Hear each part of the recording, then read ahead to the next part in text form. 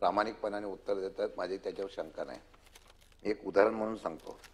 Koregaon MIDC मधील घनकचरा प्रकल्प सुरू झाल्यापासून आतापर्यंत त्यातून निघालेल्या उत्पन्नाची माहिती 2018-19 झिरो, 2019-20 7,200, 20-21 झिरो, 21-22 झिरो, 22-23 24,000.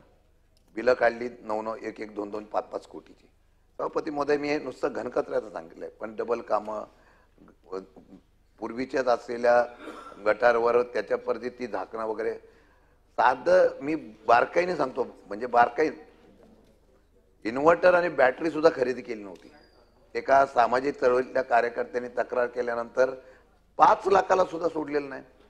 म्हणून माझी विनंती एवढीच आहे, उपायुक्त, मी आयुक्त स्तरावरचा कोणी अधिकारी, ते मला माहिती आहे, आम्ही जिल्हाधिकाऱ्यांकडे या लोकांनी तक्रारी वगैरे केल्या, काही झालं नाही. आयुक्त स्तराच्या असलेल्या अधिकाऱ्यांकडून चौकशी करावी, त्याचा अहवाल आल्यानंतर कारवाई करावी. पण ती अहवाल आपण आयुक्त लेवलची चौकशी करणार आहात का, आणि त्याच्या संदर्भामध्ये जे दोषी असतील तेव्हा कारवाई करणार, एवढं एक साधं उत्तर आहे. सभापती महोदय, आपण जो आता चौकशी